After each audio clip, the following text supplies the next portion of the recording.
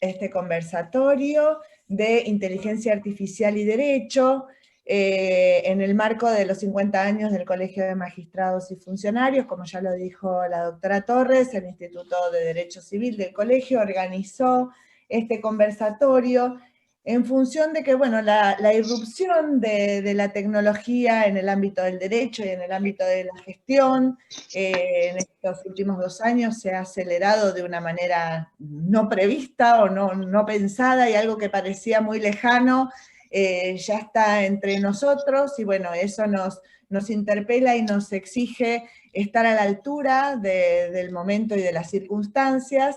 Y bueno, de la mano del doctor Rodríguez, la doctora Coan y la doctora Lang, resolvimos realizar este conversatorio para familiarizarnos mayormente en de qué se trata la inteligencia artificial y cuál es su vinculación con el derecho y con los sistemas de gestión judicial actuales, porque bueno, ya está implementándose en algunas circunscripciones o en algunas provincias, y en el momento menos pensado se va a masivizar, y bueno, tenemos que estar preparados para entenderla, quererla, porque es lo que se nos viene en muy poquito tiempo. Así que bueno, para empezar, le voy a dar la palabra al doctor Rodríguez, que nos va a introducir, nos va a hacer una introducción sobre la inteligencia artificial. El doctor Rodríguez es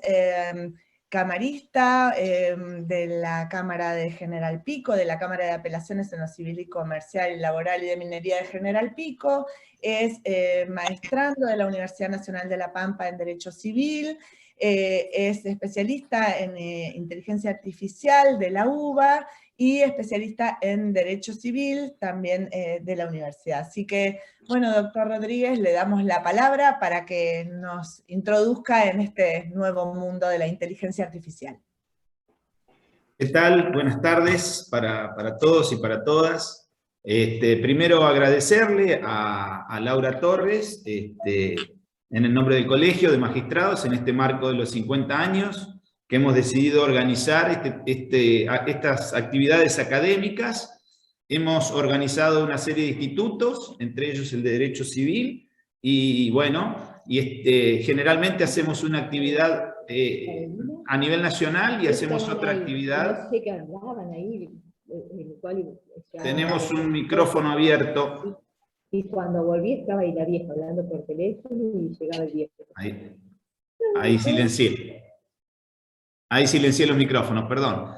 No, nada, decía simplemente que en ese marco de actividades del colegio decidimos hacer siempre una actividad a nivel nacional y una actividad a nivel provincial.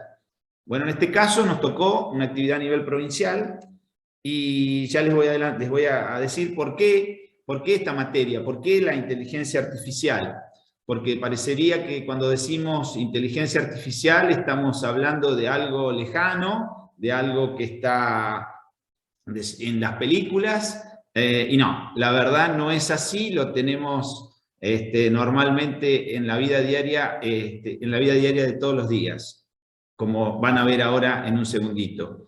Entonces, esto atraviesa normalmente a toda la sociedad en cuanto a sus actividades, y es exactamente lo mismo que el derecho atraviesa todo, y la inteligencia artificial también atraviesa todo. Entonces, esta unión entre el derecho y la inteligencia artificial es la que un poco queremos relatar nosotros. Yo lo voy a hacer con la ayuda de Celestina Lang, que ustedes la conocen, que es secretaria de Juzgado de Ejecución, y de la doctora Paula Coan, que es especialista en estos temas. Y de a poco los vamos a ir llevando a este mundo de la inteligencia artificial. Voy a pasar a compartir pantalla con un pequeño power, nada más, es muy simple, para ir viendo de qué se trata esto. Ahí vamos. Bien. Como les decía, inteligencia artificial y derecho. ¿Y derecho por qué? Porque la tecnología atraviesa el campo de la ley y del derecho permanentemente, en todos los ámbitos.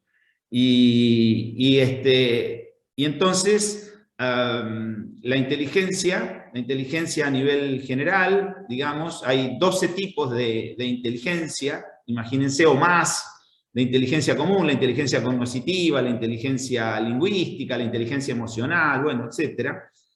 Y la inteligencia artificial es una inteligencia de emulación, ¿no es cierto? Porque no es una inteligencia humana.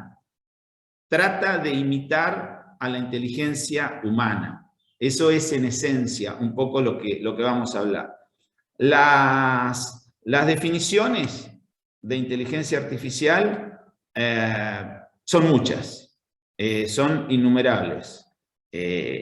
¿Por qué? Perdón, ahí pasé. Son innumerables porque, como les dije, como la palabra inteligencia se define de muchas maneras, imagínense para definir inteligencia artificial. No se ponen de acuerdo y yo elegí entre tantas una definición del Parlamento Europeo que dice lo siguiente, que es para comenzar a entender un poco esto, ¿no?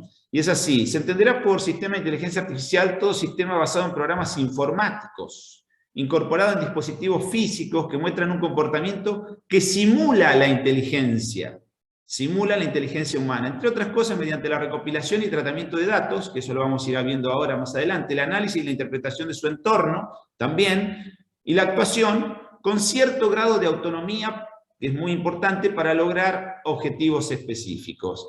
Esto es lo que me pareció una de las definiciones más completas, pero tengamos en cuenta que las definiciones se van ampliando. ¿Por qué? Porque la inteligencia artificial no es un compartimento estanco, sino que se va cada vez desarrollando en la medida que la tecnología, los datos, se van ampliando y desarrollando. Un ejemplo que nosotros veíamos en el posgrado anterior, en el posgrado del año pasado de inteligencia artificial que hicimos con Paula y con Celestina, que una de las definiciones, digamos, ejemplos que nos ponían para entender más la definición de inteligencia artificial es, recordemos los hermanos Wright y cuando inventaron los aviones. Era una emulación a un pájaro, a un ave, con las alas, etc. Pero evidentemente no eran el ave, no eran tratar de igualar al ave con todas sus cosas, no. Era algo que simulara y que volara. Bueno, un poco eso es la inteligencia artificial contra la inteligencia humana, ¿no es cierto? Ya vamos a ver cuando veamos un poquito más adelante las redes neuronales que también tienen algo de esto. Por eso es que cuando hablamos de emulación a la inteligencia humana, no es exactamente igual. Eso en cuanto a la definición. Las ramas de la IA, la IA la vamos a llamar así para cortar un poco el camino de la inteligencia artificial. Esto se inicia en el año 1950 y pico. Imagínense la definición o lo que es inteligencia artificial. Por supuesto, en aquellas épocas eran teoría, no era una cosa ya volcada a la práctica como está hoy. Entonces sistemas expertos se llamaban, o basados en el conocimiento. En ese momento no estaba Internet, eran deducciones lógicos-matemáticas que simulaban al pensamiento digamos, al pensamiento del hombre o al cerebro del hombre, pero desde una faz lógica matemática. Esta inteligencia artificial, llegado a los años 1980, más o menos, perdió un poco de vigencia porque evidentemente se necesitaban de una estructura, de un hardware, por así decirlo, de computadoras muy sofisticadas. Entonces era muy problemático seguirla llevando adelante. Entonces quedó ahí. Esta inteligencia artificial basada en el conocimiento es la que después vamos a hablar al final y que seguramente Celestina se los va a hablar de ese tema. Se refiere a los sistemas que le llamamos small data, es decir, de pequeña cantidad de datos y que se puede seguir utilizando a través de los árboles de decisión, etc. pero le estoy spoileando a Celestina y adelantándome un poquito en lo que va a venir. Pero más o menos, para que a ustedes les quede claro, la basada en conocimiento era una inteligencia artificial, es decir, una emulación del cerebro humano, pero desde la faz de la lógica y de las matemáticas.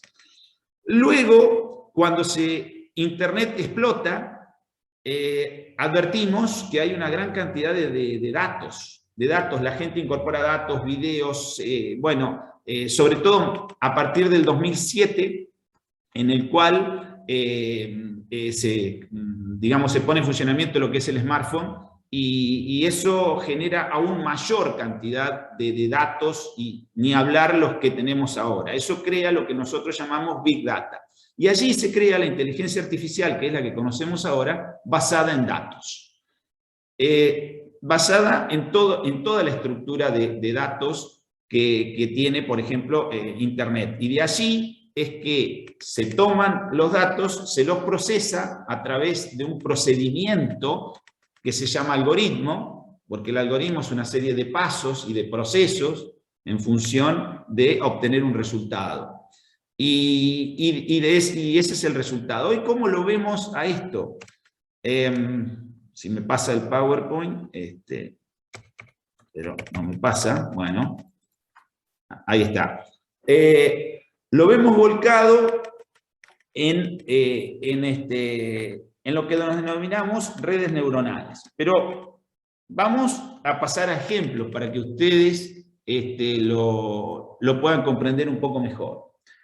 La inteligencia artificial hoy tiene, a través de esto que denominamos redes neuronales, o procesos como se llaman aprendizaje automatizado, machine learning, en inglés, porque lamentablemente no es que sepa inglés ni mucho menos, pero la inteligencia artificial lleva y denomina muchos términos en inglés porque nace en Estados Unidos y en algunos países anglos de Europa.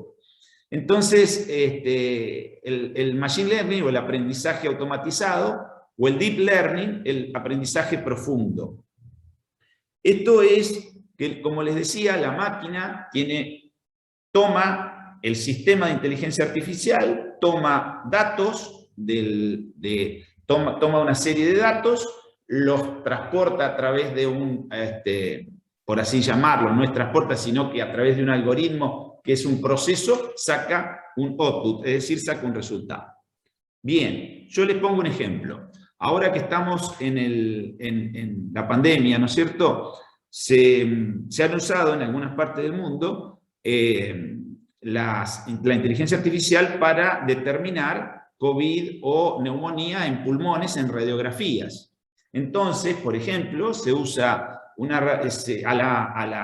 al sistema se le da, el programador del sistema le da una serie de datos, quiere decir, de radiografías con COVID y sin COVID, por ejemplo, ¿no? Pero millones de eso. Y con un algoritmo, el sistema va detectando cuál automáticamente tiene COVID y cuál no tiene COVID, por ejemplo. Y saca el resultado y dice, bueno, mire, esto tiene COVID, esto no tiene COVID.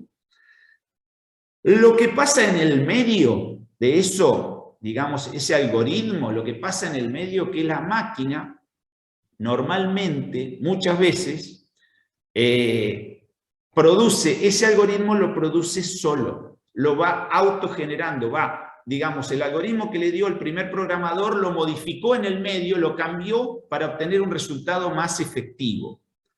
Entonces, ¿qué pasa?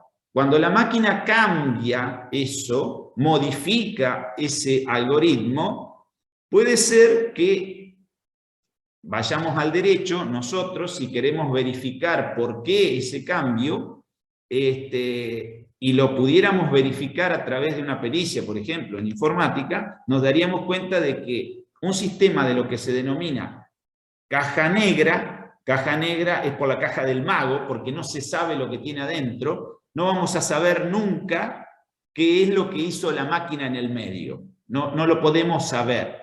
Por ejemplo, el traductor de Google traduce automáticamente ¿no es cierto? Pero el traductor de Google, por supuesto que no sabe que si yo le digo gato y le digo cat, no sabe que el gato, la figura de un gato, no, es por las palabras, tantas palabras, millones de palabras que fue asimilando y dijo, bueno, en inglés cat es gato y lo correlaciona, pero nada más, es lo que hace. Pero en el medio, ese algoritmo lo va manejando automáticamente, el sistema de inteligencia artificial lo maneja solo, ya se desprende del programador, de la persona que lo puso en funcionamiento. Eso es lo que quiero que entiendan ustedes, porque es fundamental para correlacionarlo con el derecho. Porque un poco yo los estoy aburriendo con temas técnicos, pero ya va a cruzar el derecho. ¿Por qué les digo esto? Porque estos sistemas, por supuesto, un sistema de caja blanca es un sistema en el cual, si yo lo hago ver por un procesador informático o algo, me lo va a determinar de cómo ese sistema, de cómo se fue tratando para llegar a ese resultado, que es lo que pasó en el medio. Que generalmente los sistemas de caja blanca, entre paréntesis, son los que necesitamos usar en la justicia, cuando queremos modificar los procedimientos y hacerlos más ágiles, etcétera, o automatizar los procedimientos, se usan sistemas que sean de caja blanca. Mirá, esto pasó, yo puse estos datos, la máquina hizo este procedimiento y salió este resultado, o sea, en blanco. Eso no sucede con la red neuronal, que era lo que les explicaba. La red neuronal son capas, digamos, con lo que se denominan, es decir, capas con pesos, son, digamos, fórmulas matemáticas que van delimitando y van generando su propio algoritmo. Y esas capas es muy difícil porque se empiezan a ver capas matemáticas ocultas que es imposible un razonamiento de eso. Y les pongo dos ejemplos para meternos en esto de los sesgos y la discriminación y esto que les estoy comentando. Por ejemplo, Amazon, hace unos años tenía recursos humanos de Amazon, lo automatizan con un sistema de inteligencia artificial. ¿Qué pasa? El sistema toma los datos que tenía incorporados Amazon en su base de datos, digamos, en su estructura de datos, y comienza a decir a la gente, a tomar el empleo de cierta gente y en cierta gente no, la desecha. Toma cierta gente y cierta gente no. ¿Qué sucede? Que tomó en el 80% o 90%, creo, no recuerdo bien, todos hombres, no mujeres. Evidentemente el sistema estaba sesgado, ¿no? Como le llamamos habitualmente, como lo dice el Premio Nobel de Economía Daniel Kahneman.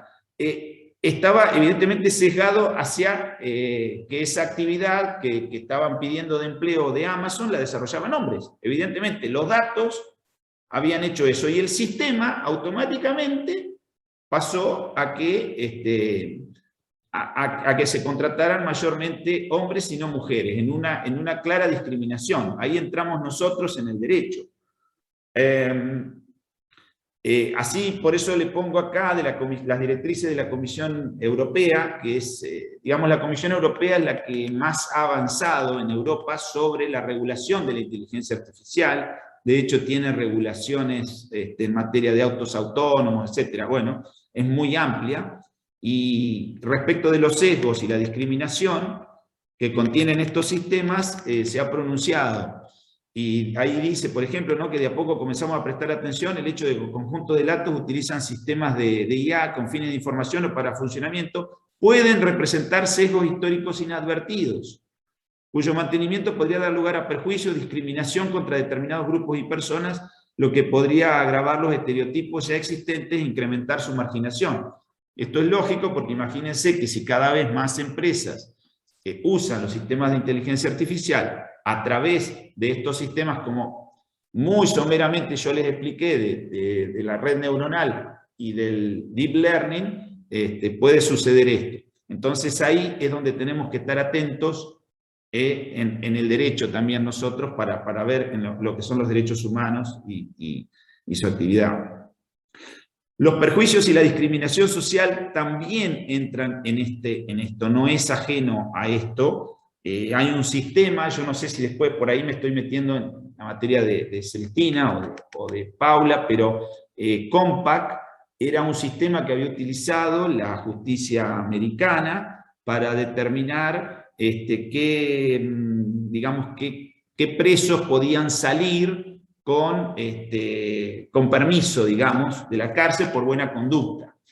Y se descubrió que salían únicamente, digamos, quedaban adentro, no salían de la cárcel, no les hacían lugar a los afroamericanos o latinos, y sí lo hacían con los americanos o blancos o de otra raza, lo cual generaba eso también un sesgo discriminatorio, y bueno, eso llegó a los tribunales en Estados Unidos, que determinaron este problema que tenía COMPAC.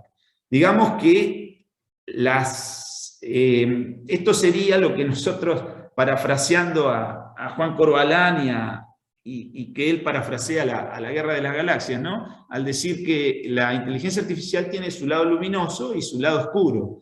El lado oscuro es por el cual nosotros, los abogados, tenemos que caminar para tratar de que estas cosas no sucedan. Simplemente para ponerlos en ese funcionamiento. Acá entramos en otro tema que también roza los derechos humanos. El otro tema es el de los perfiles digitales. Ustedes van a decir, ¿qué son los perfiles digitales? Bueno, todos tenemos redes sociales, evidentemente. Tenemos, voy a nombrar las marcas, pero bueno, Spotify, Netflix, Amazon, etc. ¿Qué pasa? Cuando nosotros entramos en una red social, nos perfilamos. ¿Cuál es nuestro perfil? Subimos fotos, decimos dónde trabajamos, dónde estamos. ¿Y qué hacemos? Damos un aceptar, porque si no damos ese aceptar, no entramos en la red social. Quedamos afuera, decimos, bueno, no quiero tener Instagram porque por ahí me condiciona si le doy aceptar. Pero bueno, al darle a aceptar entramos en un mecanismo. Después podremos discutir dentro de la estructura si ese aceptar que damos está dentro de los parámetros, digamos, de una contratación, si está dentro de los parámetros de la posibilidad que yo tuve de elegir. Bueno, eso es otra historia. Pero lo cierto es que si le damos ese aceptar, nos metemos en que nos perfilen nuestros datos. Es decir, que nuestros datos sean tomados por...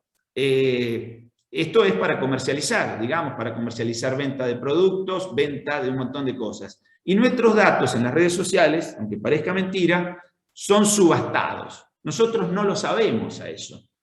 No hay ningún llamado de atención que nos haga Facebook o nos haga, no sé, Instagram, sobre que tengamos cuidado. Miren, tengan cuidado, porque si usted da a aceptar acá, estos datos que usted está poniendo acá, los podemos llegar a vender nosotros para que a usted el día de mañana le vendan algún determinado producto o a una determinada cosa.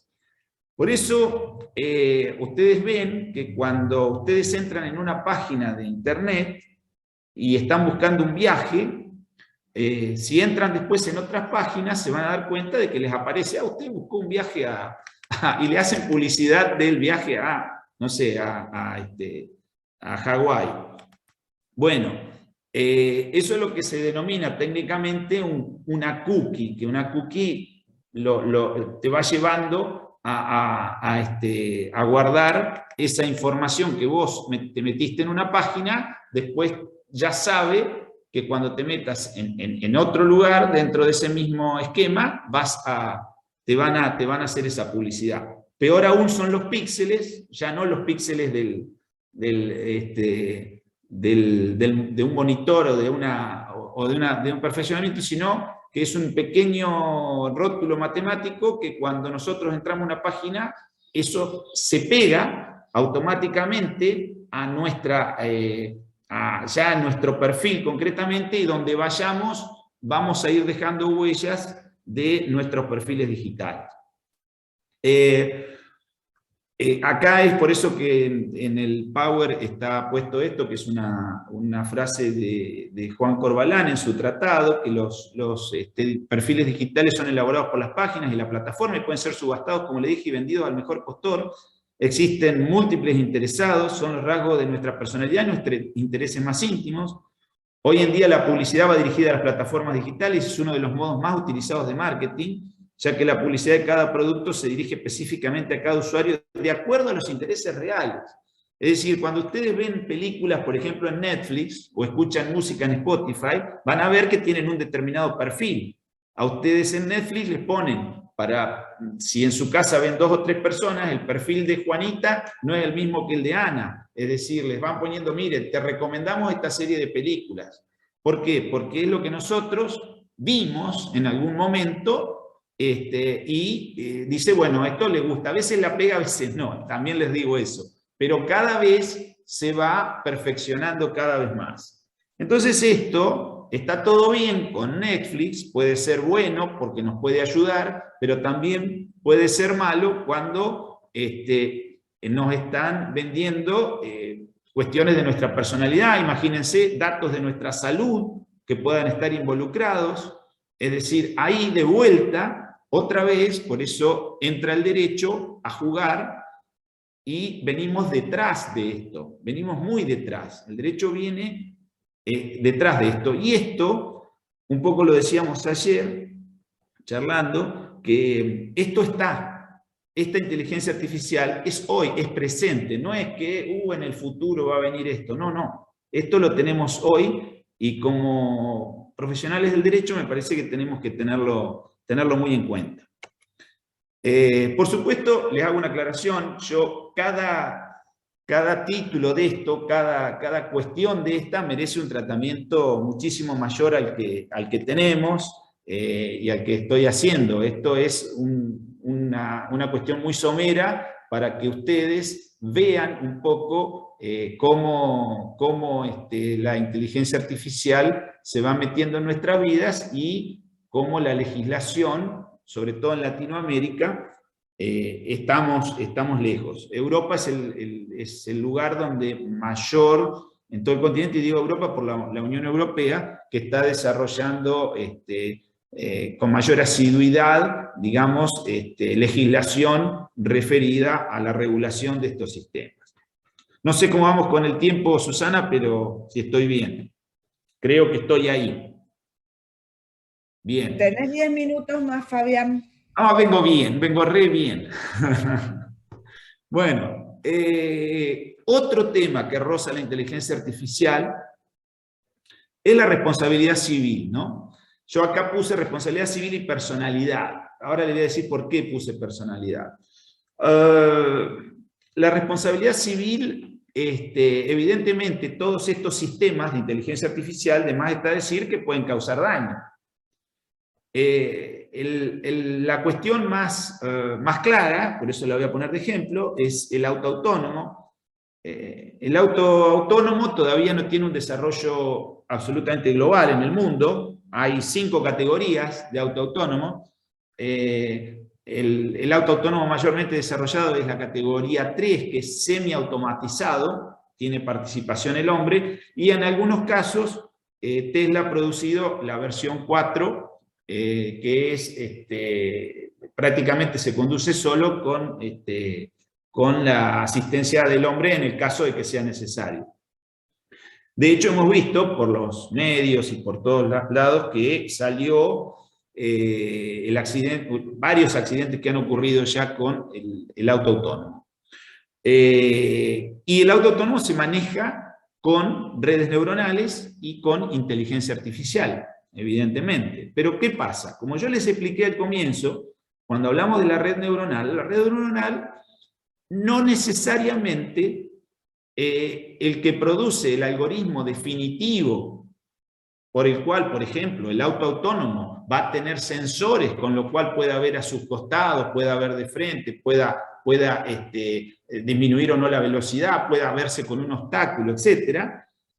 eso lo hace la máquina desprendida de los primeros datos que le puso el primer programador, digamos. Eso la máquina adentro, en la red neuronal, en la serie de capas, etcétera, va definiendo el producto final. Entonces, la pregunta, por eso ahí lo digo, ¿quién es el sujeto responsable? ¿El dueño del auto? Bueno, puede ser, sí, el guardián del auto, digamos. ¿Por qué? Porque, por ejemplo, estos sistemas, insisto con el auto, pero hay infinidad, ¿eh? Hay equipos médicos que se manejan con inteligencia artificial, hay un montón de cosas que se van a desarrollar cada vez más con inteligencia artificial y son susceptibles de daño, de causar daño. Con lo cual, simplemente lo explico para tener una mayor claridad. Entonces, el auto, por ejemplo, va a necesitar que el software sea actualizado, pero el software actualizado no necesariamente lo va a actualizar su dueño, a lo mejor lo puede actualizar una tercera persona, una entidad. Y entonces, a lo mejor falla por causas de la falta de actualización, a lo mejor no, a lo mejor falla por otros motivos. El tema es quién es el responsable. Donde más se estudió este tema es en la Comunidad Económica Europea, o en la Unión Europea. Y allí se establece un sistema, por supuesto, muy diferente al sistema nuestro de responsabilidad civil. Nosotros, por supuesto, si hago un paréntesis acá y me meto en la responsabilidad del guardián, entonces sí, lo veríamos como el guardián, como el riesgo creado, y veríamos ahí un grado de responsabilidad. En Europa se mide, hoy se está midiendo el riesgo, de alto riesgo o de bajo riesgo, digamos. Si la red neuronal es muy compleja, digamos, y tiene esta forma de autonomía cada vez mayor, el riesgo va a ser cada vez más alto. Entonces, en ese riesgo alto, las responsabilidades tienden a ser objetivas. Cuando el riesgo baja, las responsabilidades tienden a ser subjetivas. Por supuesto que hay algo que yo no les dije en el comienzo, que hay dos tipos de inteligencia artificial, una inteligencia artificial débil y una inteligencia artificial fuerte. Lo que pasa es que esto lleva a graduación. La inteligencia artificial débil es la que después vamos a ver y lo van a mostrar las chicas que después hablan, es la normal, la que estamos viendo todos los días, la que tenemos en el teléfono celular, la misma del auto autónomo, digamos, es una inteligencia artificial débil. La inteligencia artificial fuerte es una inteligencia artificial que todavía desconocemos porque es una inteligencia que lleva relaciones causales, es decir, que ya la máquina va a saber por qué hizo esto o no lo hizo, y eso, bueno, eso ya es mucho más complejo. Eso sí que todavía está en pañales, pero en pañales. No quiere decir que el día de mañana no se venga. Pero bueno, eso es un tema para el futuro. Pero estas inteligencias artificiales, más allá que son débiles, tienen una graduación de más débil a más fuerte. Y en el caso de las redes neuronales, evidentemente es más fuerte. Por eso la Unión Europea habla de responsabilidades de riesgo alto y responsabilidades de riesgo bajo. Y las de riesgo bajo las tienden hacia la responsabilidad subjetiva, porque ahí pueden determinarse algunos de los sujetos responsables. En cuanto a los factores de atribución, bueno, como les decía, nosotros si vemos la ley argentina, bueno, hablamos del riesgo creado, pero el riesgo creado, ¿estaría bien? ¿Estaría decir, bueno, voy a ser responsable a todos los sujetos de la cadena que intervinieron cuando el algoritmo se desfasó y lo hizo solo la máquina? Es para pensar. Es para pensar si no hay para crear un nuevo factor de atribución diferente, y ese factor de atribución necesariamente tiene que ser objetivo o en algunos casos no. Y mirando a la Unión Europea veríamos y diríamos, bueno, hay que ver los riesgos o no que conlleva este grado de automatización. En Europa también se quiso dar respuesta a esto y se empezó a hablar de la personalidad electrónica. Mal llamada electrónica, y lo pongo entre comillas, porque no todo el sujeto de inteligencia artificial es electrónico. Pero bueno, pero así quedó en la denominación. Y esta personalidad sería una especie de personalidad como las sociedades. Pero ¿qué pasa? Detrás de las sociedades siempre tenemos personas. El tema es que detrás de un robot, y ahora quiero explicarles por robot diferenciado de inteligencia artificial, pero detrás de un robot con inteligencia artificial, hay alguien que pueda manejar estrictamente cuando ese robot tiene una red neuronal que se autogenera y tiene un grado de autonomía. La personalidad electrónica fue desechada en la Unión Europea por un montón de cosas también, porque la personalidad tiene que tener un patrimonio, la sociedad tiene un patrimonio, quien el robot va a tener un patrimonio, por ejemplo. Entonces, digamos que esas cuestiones dejan muchos interrogantes, como les puse ahí, y bueno, y ya les digo, no está desechado. Yo les decía recién que robot hay que diferenciarlo de sistemas de inteligencia artificial, porque robot, por ejemplo, en Japón, si ustedes ven, las fábricas permanentemente tienen robots, que son brazos para los automotores. Brazos mecánicos, etcétera, de función mecánica, y no tienen integrado un sistema de inteligencia artificial. El robot es distinto al sistema de inteligencia artificial. Lo que pasa, que bueno, están acostumbrados a las películas, ver el robot integrado con los sistemas de inteligencia artificial, bueno, pero hay veces que son sistemas como los que tiene el auto autónomo, un sistema de inteligencia artificial, pero no de la mano de un robot que puede movilizarse. Si ustedes ven en internet, en YouTube, van a ver que el robot Sofía, que interactúa, la Arabia Saudita, como una manera de, digamos, de expandir y publicitar la fabricación de este tipo de robots para tareas determinadas, le dio personalidad y le dio un pasaporte, ¿no?, de saudí. Véanlo en YouTube, se los recomiendo, al robot Sofía, que tiene personalidad determinada, pero es uno. Vamos a la última. Para poder pasar con María Celestina Lang. Así perfecto, que, ya voy terminando. Parate un cachito que ya voy terminando. Ya voy acá y me voy a esto. Es un segundo, así se lo dejo a Cele. Yo hoy les hablé son 5 minutitos. Los árboles les hablé de los sistemas expertos. Los sistemas expertos, digamos, son los que tratan del small data. Y ahí es donde entramos en el Poder Judicial.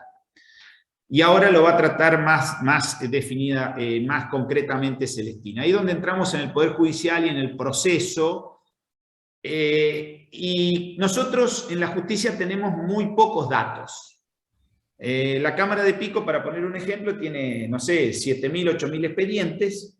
La Cámara de Santa Rosa tal vez un poco más, pero digamos que eso en toda la provincia, que tengamos, no sé, 200.000 expedientes, es un small data, no es big data, para decir, hagamos una red neuronal con inteligencia artificial y van a producir una serie de predicciones, porque lo otro que tiene la inteligencia artificial es que da predicción, es decir, yo tomo una serie de cantidad de datos y me puede predecir algo, es decir, si tomamos la jurisprudencia de los últimos 20 años de determinado hecho, si yo lo automatizo a eso, bueno, voy a producir una serie de sentencias que van a salir y me van a predecir el sistema, pero no hay esa cantidad de datos. Entonces lo que se usa es el árbol de decisión. El árbol de decisión es una forma, digamos, de un camino más corto.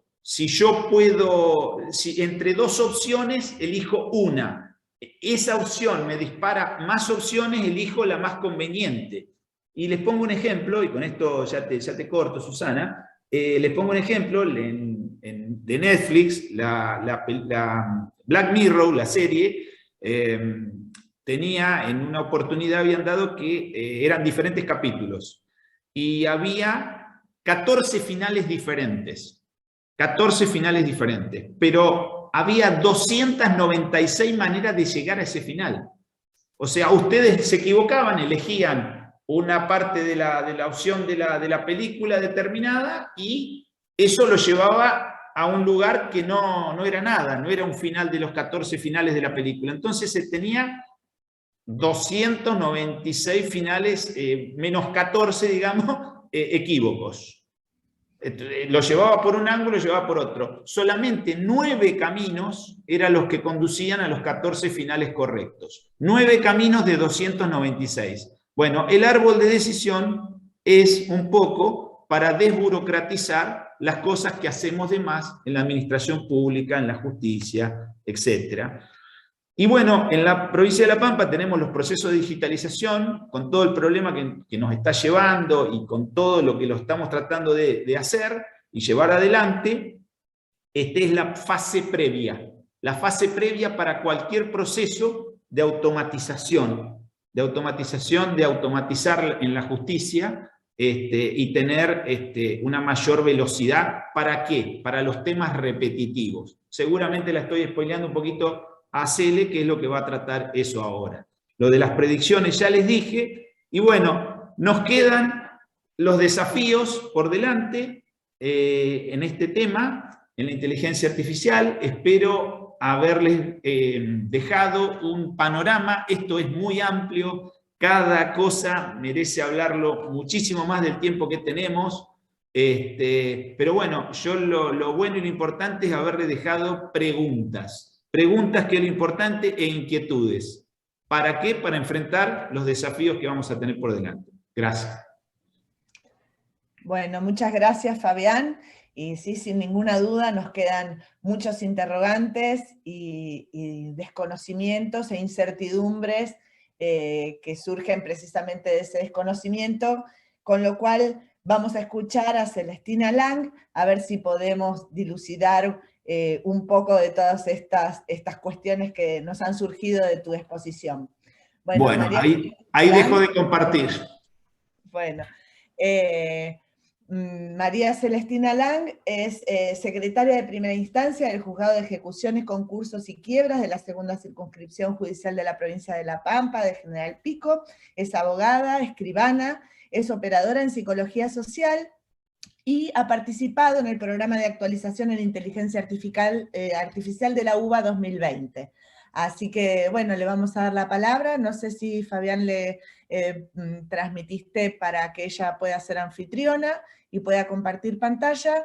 Así que, bueno, Celestina, la escuchamos. Bueno, muchas gracias, Susana. Bueno, la verdad que estoy muy entusiasmada en estar acá, a pesar de que dar charlas no es lo mío para nada, pero bueno, cuando me convocaron para conversar sobre este tema me pareció muy interesante porque, como bien decía Fabián, la inteligencia artificial ya está acá y desde el servicio de la parte que me toca a mí, que es la parte del Poder Judicial o de la Administración de Justicia, es importante que empecemos a ver de qué se trata. Yo voy a compartir pantalla rápido para no perder mucho tiempo y cumplir los plazos. Bueno, no sé si se ve, perdón, tengo que compartir con sonido. A ver, esperen. Ahí está. ¿Se ve mi pantalla?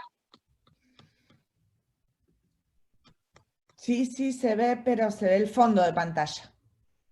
Bueno, a ver. Esto no era lo que tenía que ocurrir.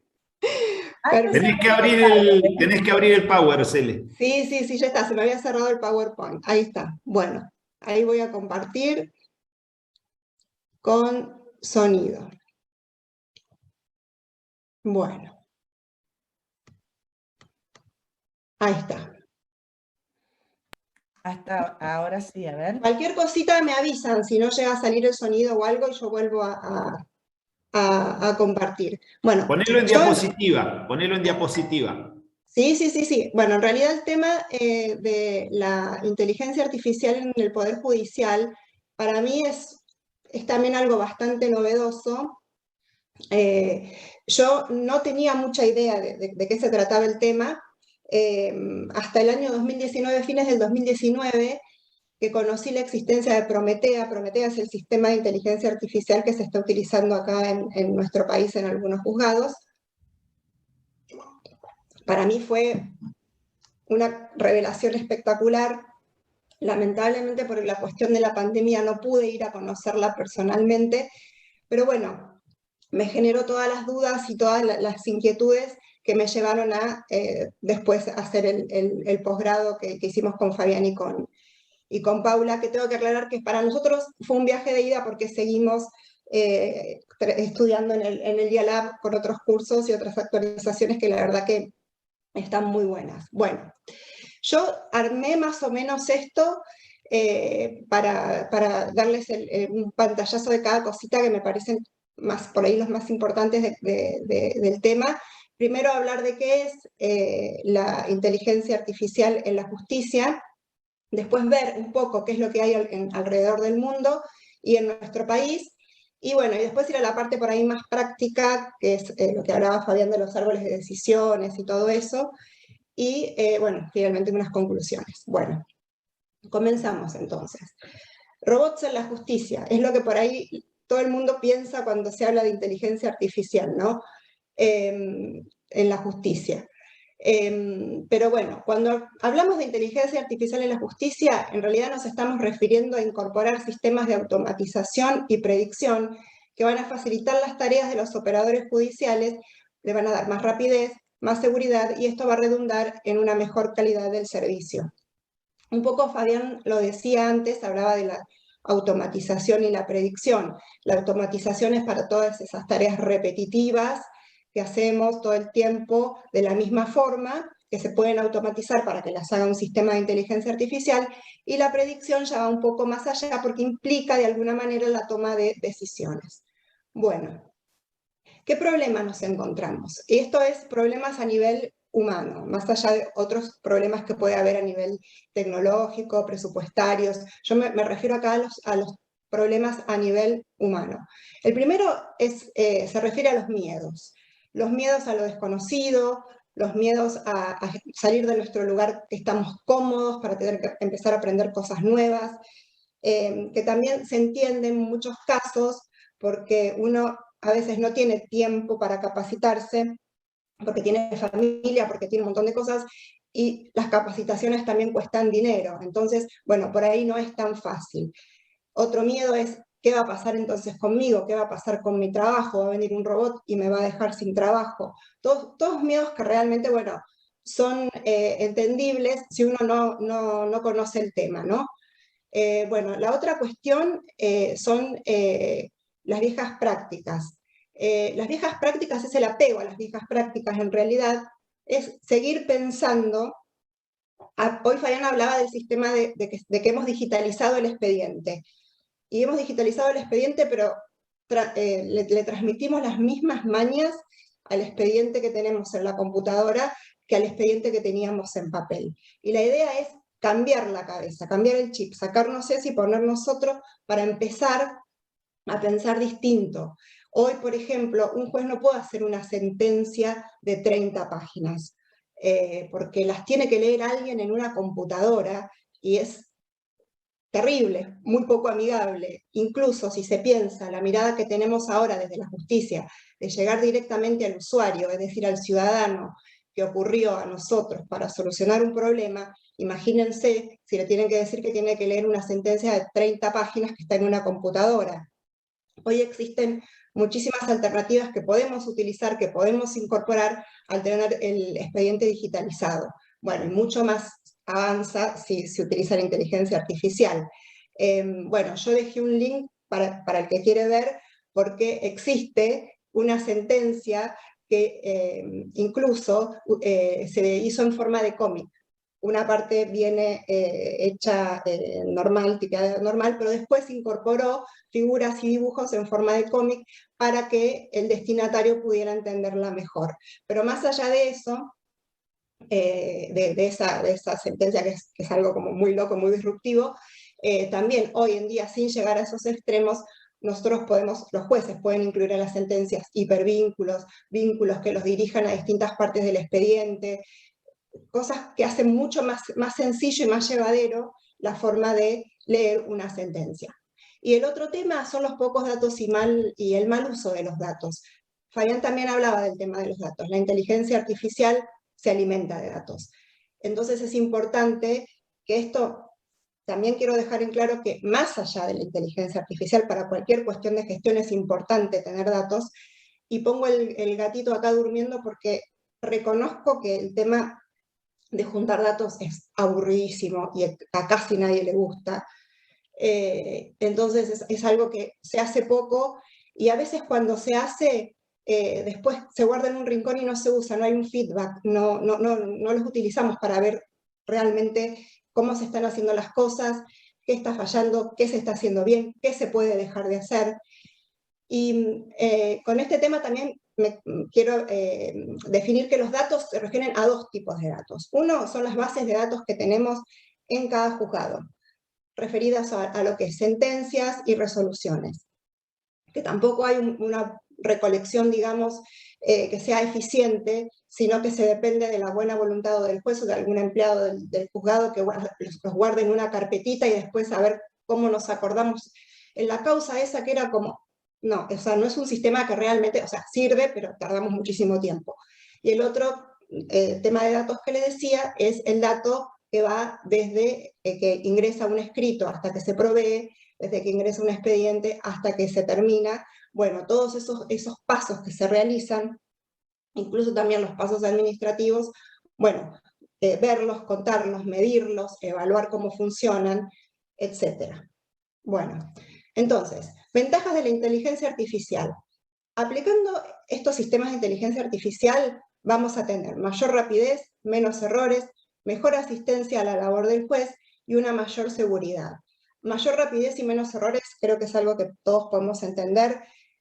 Las máquinas funcionan de una manera mucho más veloz que el cerebro humano, y no se cansan, no se enferman, no se distraen, no es que van a poner un 5 en lugar de un 6 cuando hagan un traspaso de datos, no es que van a copiar y pegar algo equivocado, sino que tienen esa ventaja por sobre nosotros. Esto repercute obviamente en que el juez esté mejor asistido en su trabajo y al ser mucho más rápido pueda dedicarse con mayor tranquilidad por ahí a resolver las cuestiones más importantes que a perder tiempo en controlar otras minucias. Todo esto finalmente también redunda en una mayor seguridad hacia adentro y en una mayor seguridad hacia afuera, porque también va a haber una mejor comunicación con los abogados y con la ciudadanía en general. Bueno, yo les quería mostrar esto nada más para los que desconfían del tema de seguridad, que dicen que no, que las máquinas no pueden trabajar o tienen miedo, que nosotros también, los seres humanos también tenemos sesgos y nos equivocamos. Son dos estudios que se hicieron, salió en un diario local de acá, se hizo en Israel, y se refiere a unas encuestas que se hicieron en Israel de jueces, sobre jueces penales, que decía que los jueces cuando tenían hambre eran más malos en cuanto a las sentencias que dictaban, digamos, eran más estrictos y eran mucho más benévolos cuando recién habían desayunado o cuando recién habían almorzado. Después, esta otra nota se refiere a un estudio que se hizo en Estados Unidos, de varias universidades sobre varios juzgados, donde se refiere más que nada a los sesgos. Si bien también se refiere al tema del cansancio, del hambre, de cuando el juez está trabajando, pero más que nada al tema de los sesgos, que es lo que hablaba Fabián hoy, que influyen en las máquinas, pero porque somos nosotros los que cargamos las máquinas. Bueno, esto también influye en el dictado de sentencia de un juez. ¿Por qué? Porque aunque no se dé cuenta, el juez está influido por sus pensamientos, por sus creencias, incluso por lo que vio en las noticias ese día, y tal vez, bueno, llega y va a fallar, y tiene esas cosas en la cabeza, y aunque no se dé cuenta, y aunque no sea su intención, también van a influir en cómo va a resolver un caso. Bueno, continuamos. Ahora viene la parte de la justicia en el mundo, y ahora sí les tengo que presentar que existe un juez robot. En realidad existen en dos países, en China y en Estonia. en China para la resolución de litigios simples, en Estonia para casos de menor cuantía, alrededor de 7.000, 8.000 euros es el máximo de casos. Los dos sistemas funcionan de una manera muy parecida. Tenemos un juez virtual y un sistema todo online. Incluso el sistema de China tiene una jueza que es un avatar que emula muy bien a un ser humano, respira, se rasca, tiene o sea, actitudes humanas. Pero bueno, más allá de esa anécdota, hay un juez virtual, un sistema online, las partes ingresan los escritos, sus peticiones, toda la documentación digitalizada y la inteligencia artificial resuelve. Sí tienen una segunda instancia revisada por un humano en caso de que quieran apelar. Otro caso que me pareció interesante traerles es Watson de IBM, que se utiliza en un tribunal de menores de Montgomery, en Ohio, en Estados Unidos. Este tribunal, bueno, trata muchas cuestiones de menores, pero a Watson lo utiliza específicamente en casos de jóvenes con problemas de adicción. Y le brinda al juez, antes de la entrevista con el menor, toda la información que tiene inmediata sobre los distintos factores o los distintos operadores que intervienen alrededor del chico, la familia, los oficiales, como ven acá, familia, oficiales de libertad condicional, educadores, empleadores. Le brinda a los jueces esa información en un formato muy fácil para que él pueda leerlo rápidamente. Y también, si quieren más información, se los da en forma inmediata, y esto ha redundado, yo acá también le dejé por si les interesa pedírselo a Fernando el link para ver cómo funciona, ha redundado en que las causas se resuelven mucho más rápido, y son temas que requieren esta urgencia porque se trata de menores con problemas de adicción y todos los peligros y riesgos que hay alrededor de eso. Bueno, ahora paso a una parte que sí ya me spoileó Fabián, que es en el derecho penal, donde acá tenemos mucho uso del sistema predictivo. Perdón, Cele, Fernando está poniendo en el chat todos los links que le diste. Perfecto. Perfecto. Bueno, en derecho penal, que por ahí suele ser donde más conocemos, ¿no? Las cuestiones de la inteligencia artificial. Sobre todo, bueno, porque salen mucho las noticias, y tal vez porque en este caso puede afectarse el derecho a la libertad de una persona, entonces son casos que suelen ser bastante resonantes. Bueno, Fabián les comentaba de Compass, que en Estados Unidos es un calculador de riesgos de reincidencia, y también está HART en el Reino Unido, también para predecir las posibilidades de que una persona reincida o no. Bueno, Fabián no se los nombró, yo se los nombro así rápidamente. Este es el caso Loomis, en el año 2013. Esta persona le había dado Compass un puntaje muy alto, entonces no le daban una libertad condicional. Como este algoritmo que había predicho, era como explicaba Fabián, era una caja negra, es decir, no explicaba cómo había llegado a la solución que había llegado, es decir, de darle a Loomis un puntaje muy alto. Loomis apela porque dice, yo no puedo defenderme, porque si a mí no me dan ningún argumento, yo no tengo posibilidades de defenderme para cuestionar ese puntaje que me dio el sistema. El caso llegó a la Corte Suprema, y la Corte Suprema le dijo que no, por dos cosas. Primero, porque el logaritmo de Compass estaba protegido por la propiedad intelectual, o sea, no lo iban a hacer público, y además consideraba que el juez tenía otros factores también que considerar para no darle la libertad condicional o para mantenerle ese puntaje que le había dado Compass. Bueno, otras herramientas predictivas que por ahí ya son más para investigación de delitos, y que a mí la verdad que me resultaron muy llamativas, porque no sé si alguien vio la película Minority Report, son predictores de delitos.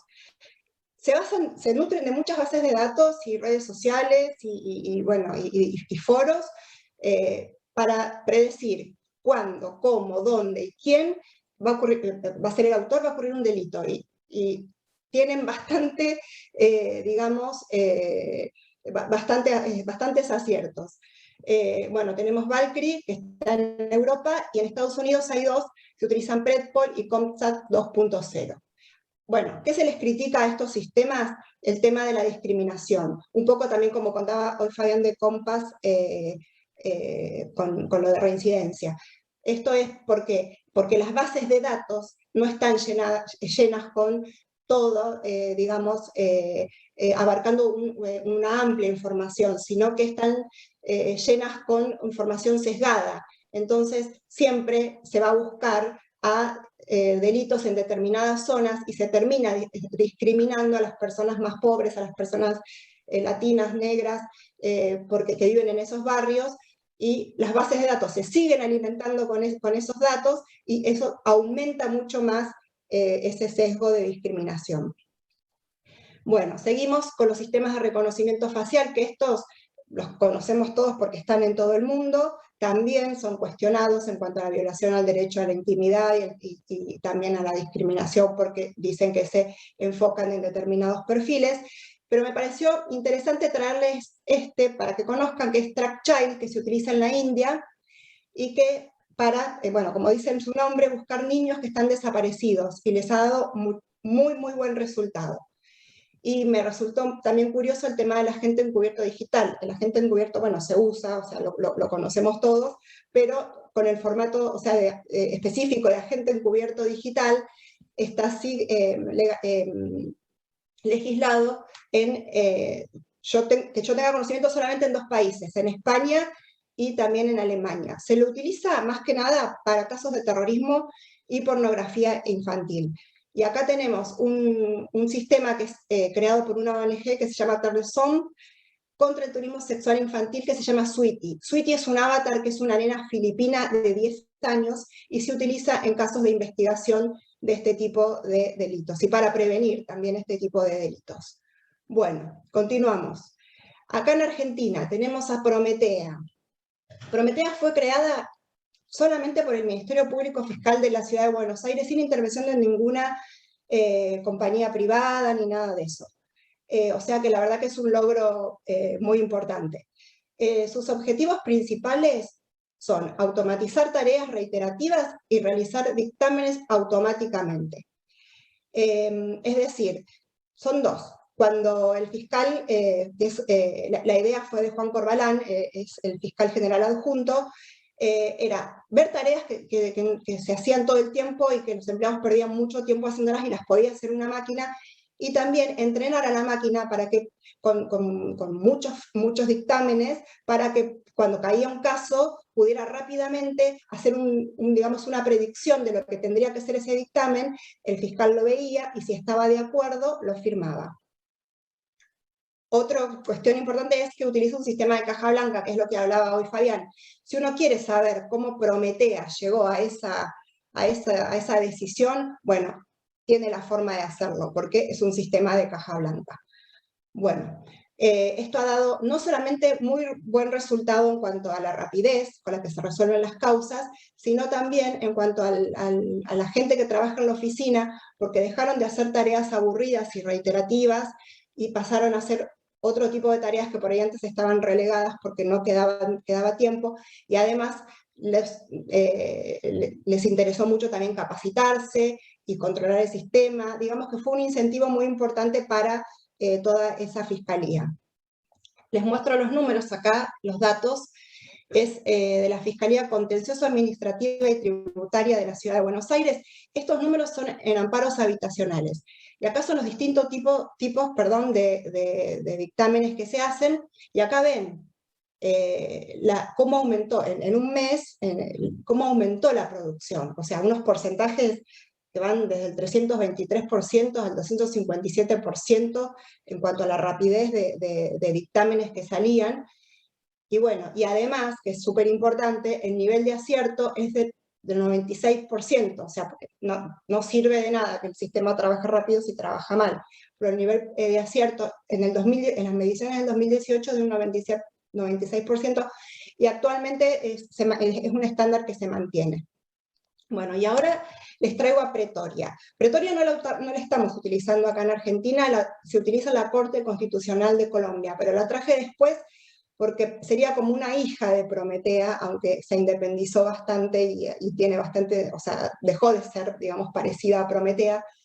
que es el primer sistema de inteligencia artificial predictivo que se utiliza en un máximo tribunal judicial. La Corte Constitucional de Colombia recibe muchísimas causas por día, casi 3.000 causas por día, de ellas 1.400 son tutelas por derecho a la salud. Es decir, que necesitan una resolución rápida. Entonces se la entrenó a Pretoria para que lea y seleccione casos prioritarios. Esa selección la hace en base a determinados parámetros que ya le incluyeron a Pretoria para que trabaje, basados en cuestiones de vulnerabilidad. Y el trabajo que hace Pretoria hace en 2 minutos, miren esto, en 2 minutos el trabajo que un humano hace en 96 días.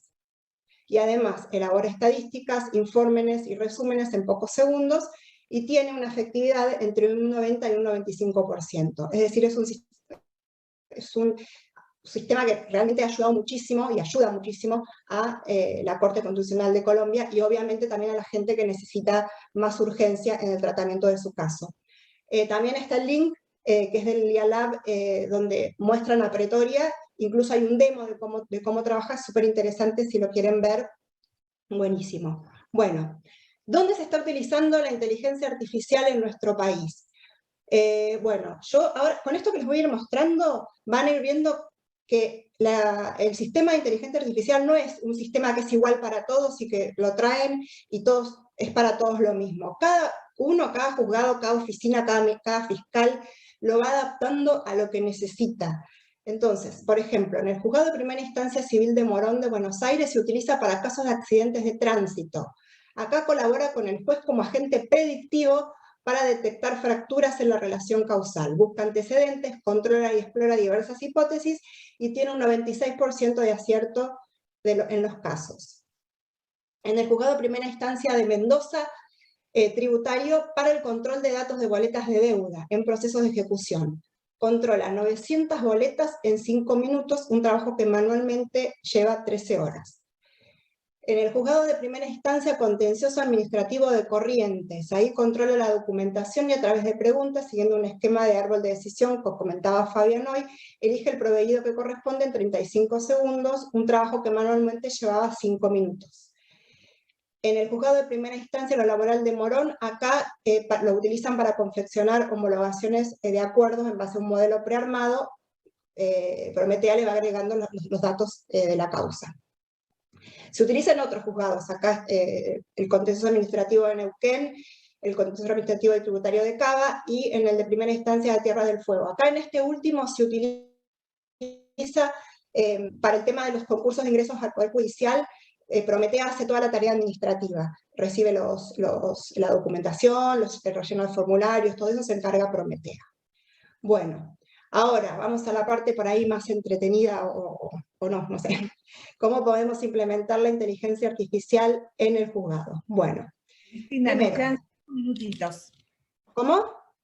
5 minutitos nos quedan. Bueno, voy a ir lo más rápido que puedo. Las tareas de automatización, que son las que veíamos hoy, son las rutinarias, mecánicas, estandarizadas y modelos prearmados, que son siempre iguales, solamente se les cambia una variable. Creo que todos se pueden dar cuenta de qué tipo de providencia se trata. Y también para tareas de control de datos.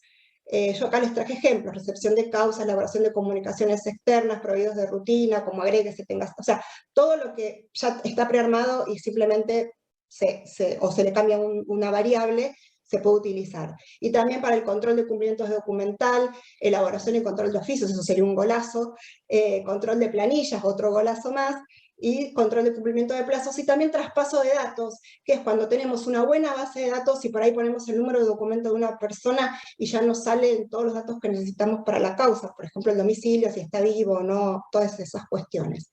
Bueno, y las predicciones, yo acá le puse en negrita, colabora con el trabajo del juez, para que no piensen, bueno, no, va a tomar la decisión la inteligencia artificial. No, es una colaboradora. La última palabra la tiene el juez. Bueno, búsqueda de antecedentes de casos similares, proyectos de sentencias interlocutorias, búsquedas de criterios aplicados para un caso determinado, predicción de sentencias y elaboración de proyectos de sentencias y dictámenes. Bueno, muy lindo. ¿Cómo logramos todo esto? Primero, necesitamos 3 perfiles de personas para ir armando todo esto. Un perfil jurídico, un perfil en gestión y un perfil en datos. ¿Para qué? Identificar y cuantificar los procesos que se realizan, todos los procesos de que entra un escrito hasta que sale un escrito, eliminar todas las tareas que no agregan un valor, es decir, que no sirven para nada, hacer una certificación de calidad de los procesos, es decir, si cumplen con las normas de calidad, construir árboles de decisión, confeccionar modelos estandarizados, identificar palabras claves para cada tipo de proceso. Bueno, esto es así. Les hago también rápidamente. Determinar las tareas que se realizan y clasificarlas, es decir, ver, bien, desde que entra el expediente hasta que sale, o tareas administrativas, bueno, a ver, ¿cuáles tareas de estas tareas pueden ser automatizables, cuáles no, y cuáles pueden ser automatizables en parte? Las tenemos ahí todas determinadas, y después, bueno, ¿a cuáles les aplico la inteligencia artificial? Esa es una decisión que va a depender de cada juez, de cada fiscal, de cada oficina judicial, etc.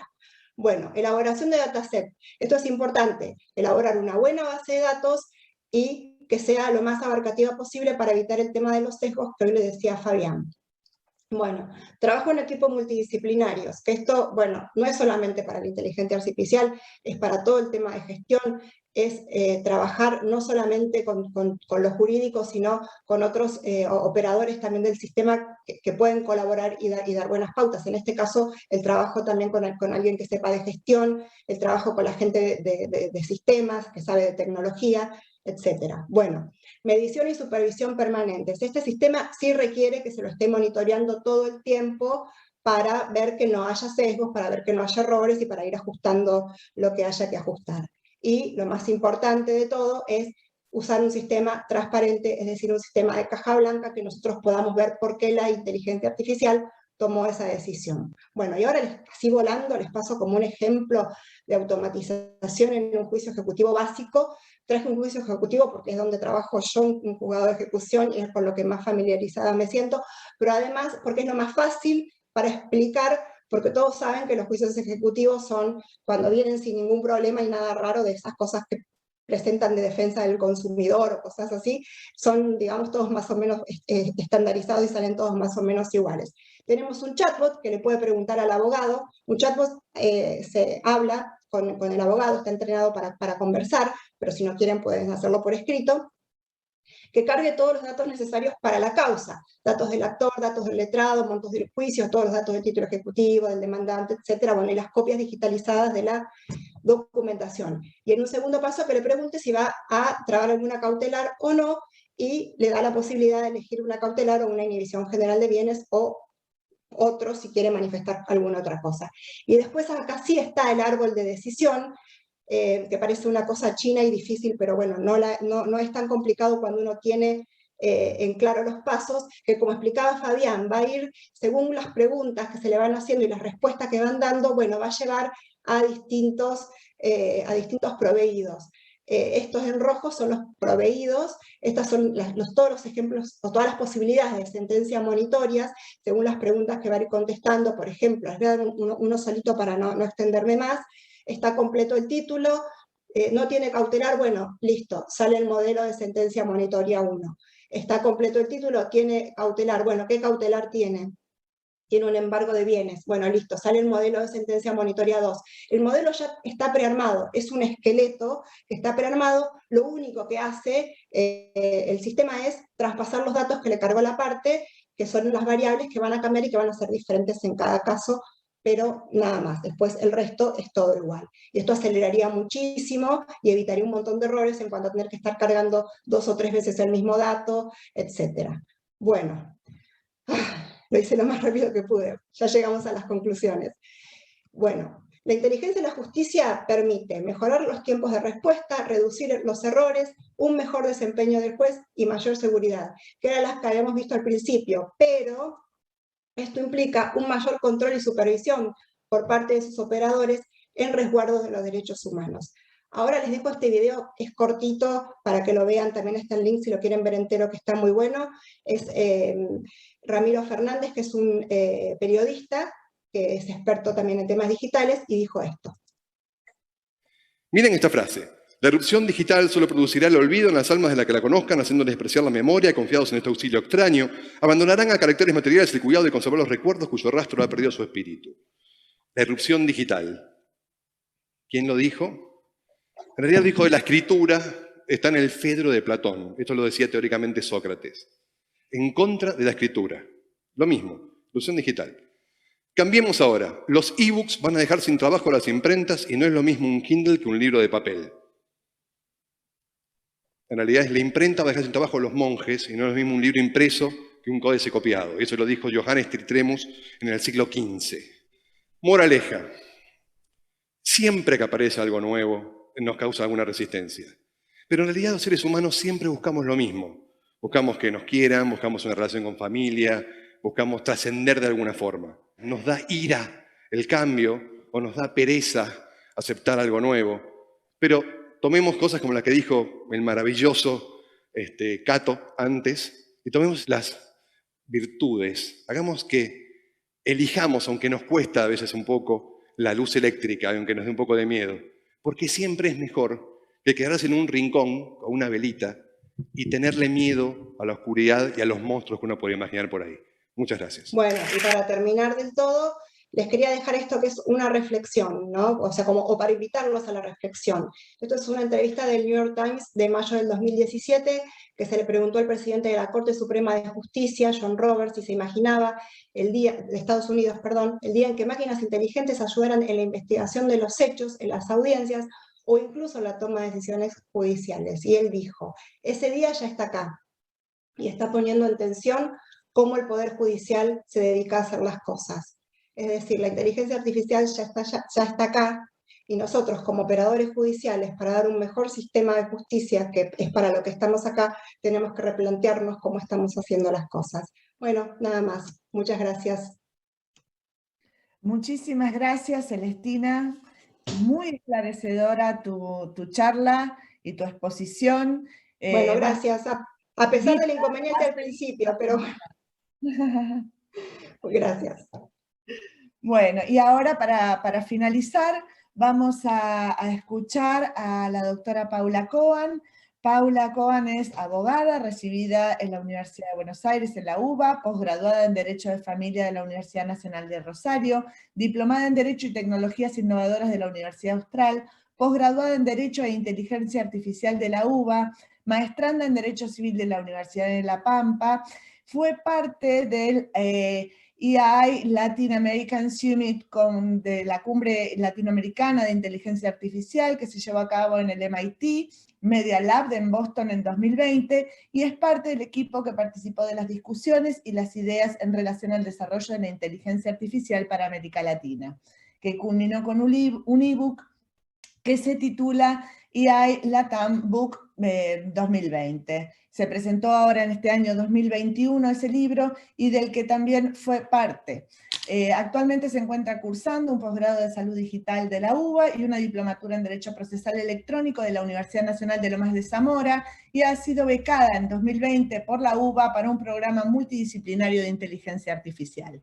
Bueno, con todo este currículum vamos a escuchar a la doctora Cohen para finalizar esta charla del día de hoy que creo que invita a continuar en estos encuentros porque, bueno, esto es dinámico y cada día tenemos un avance diferente que nos convoca a conocer. Doctora Cohen, la escuchamos.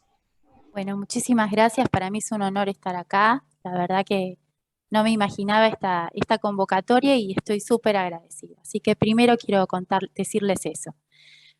Todo lo que contaron mis compañeros, Cele y Fabián, les ha dado un pantallazo de hacia dónde vamos y dónde estamos hoy con el tema de la inteligencia artificial. Pero acá somos todos abogados, jueces, bueno, hay algunos que son de sistemas, y uno se pregunta, bueno, ¿y a mí en qué me va a influir esto? ¿En qué me cambia el día a día?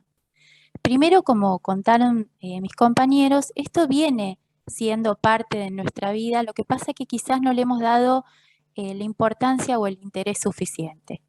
Y hoy hablaron de Prometea, hablaron de inteligencia artificial débil y hablaron de inteligencia artificial general. Y se hicieron todas las referencias sobre esto. Y hablamos de algoritmo. ¿Y qué es un algoritmo? Un algoritmo es como, simplificando, es como si fuese una receta de cocina, que nos va dando el orden de cómo llegar a un objetivo predeterminado y en qué cantidades de datos se requieren para llegar a ese objetivo determinado. Y una inteligencia artificial que trabaja con estos algoritmos, ¿cómo se alimenta? Se alimenta de datos. Los datos son los que se obtienen de todas las redes sociales, el famoso Big Data, de todas las páginas, de todo lo que funciona hoy en el ecosistema digital. Por eso hoy tenemos a la inteligencia artificial tan desarrollada, porque se pudo alimentar bien. En 1950, 50 y pico, cuando recién empezó a hablarse de esto, Alan Turing, ¿se acuerdan el de la película, no me acuerdo el nombre ahora, de la película que, bueno, ya me va a salir, que él inventa Una mente una... brillante. no, ya me va a salir, no te preocupes. Es una máquina que lo que trata de hacer es aplicar inteligencia artificial en la Segunda Guerra Mundial, ¿no? Código Enigma. Código Enigma, gracias. Bien, entonces lo que vemos es que hoy esto ha crecido exponencialmente y que es muy probable que sea parte de nuestros propios sistemas acá en la provincia de La Pampa. Y lo que nos tiene que permitir, permitir pensar todo esto que hoy estamos hablando, es qué entendemos por todo esto y qué lugar ocupamos nosotros en todo esto. Los chicos hablaron del caso Compass, que es la del señor Loomis, que hoy les contaban, que aparentemente había sido parte de un delito, de un asalto o un tiroteo desde un auto, y bueno, es detenido y lo acusan de 5 cargos. Él se hace responsable de 2 cargos y con eso su abogado le dijo, que acá es donde entramos todos nosotros, bueno, mira, si te digamos, reconoces ser culpable de 2 delitos, vas a salir afuera y vas a tener una condena provisional, no vas a ir a la cárcel. Pero cuando van a la audiencia, se presenta el fiscal con un informe, que es este famoso informe de Compass, que ¿qué es lo que hace? Dice que Loomis, en base a datos históricos, es muy probable que cometa delitos y que sea violento en la sociedad. Imagínense que esto nos pasa a nosotros cuando vamos a una audiencia. Vamos todo bien, ya sabemos cómo funciona el sistema, está todo perfecto y viene alguien con un informe predictivo que dice qué va a ser de la vida de otro, cómo va a funcionar. ¿Y a qué nos estamos enfrentando? A un algoritmo que dijo cómo éramos en el pasado. Pero la pregunta es, ¿podemos pensar que un algoritmo hoy, a como está hoy desarrollado, y remarco hoy porque en el futuro esto va a avanzar, puede tomar decisiones sobre conducta humana? Un algoritmo hoy, conocido como inteligencia artificial débil o narrow, que se estrecha, ¿qué implica que es débil? Implica que no puede imitar a un 100% una inteligencia humana. Entonces, vamos a dejar en manos de una inteligencia artificial que solo elabora conclusiones en base a datos históricos el futuro de una persona. Estas son las preguntas que como juristas tenemos que empezar a hacernos. Esto es lo interesante de todo lo que nos contaron Fabián y Celestina. No nos deja nada todo esto afuera, porque vamos a tener que ser parte de equipos de trabajo que elaboren leyes para proteger este tipo de cosas. La mente humana hoy no se sabe, hoy tenemos por ejemplo Rafael Yuste o David Bueno, son 2 personas neurocientíficos que trabajan en el tema de conocer o entender el cerebro. Y Rafael Yuste, que es el que está a cargo de un proyecto que se llama Proyecto Brain, después les paso algún dato, pero es muy interesante, que el objetivo es mapear el cerebro humano, ¿no?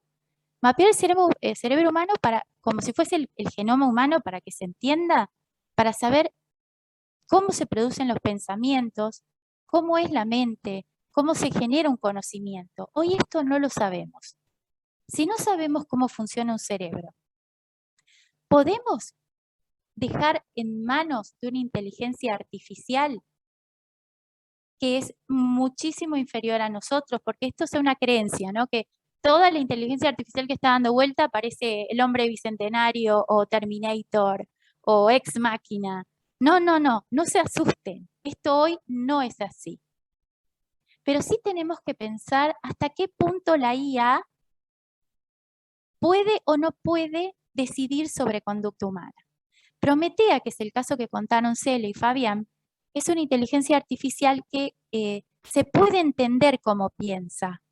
Es trazable, le podemos seguir el caminito de cómo piensa. Bueno, como contó Cele, el árbol de decisión. Si vos haces esto, entonces tenés esto de resultado. Es fácil de entenderlo. Entonces sus conclusiones, su pensamiento de conclusión, se le dice de caja blanca porque se entendió cómo llegó a esa conclusión. Compass, que es la otra inteligencia artificial que estábamos hablando recién, que dijo, mira, Loomis, vos no podés salir de la cárcel, porque hay un alto grado de predicción que dice que vos de acá en más vas a seguir cometiendo delitos y vas a ser una persona violenta. Y los humanos, ¿somos solo lo que éramos el día de ayer? ¿Somos solo la historia que éramos o evolucionamos? ¿Qué pasa si no aprendemos de nuestros errores? La inteligencia artificial hoy, y estoy pensando no en general, sino en evaluar conducta humana. Si la inteligencia artificial no contempla emociones humanas, causalidad, todo lo que tiene que ver con caos, el efecto mariposa, las cosas que nos pasan a los humanos somos básicamente caos. Entonces, línea de tiempo.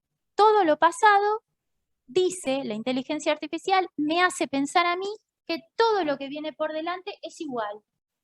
Entonces yo digo y predigo que tu futuro es que vos vas a cometer delitos.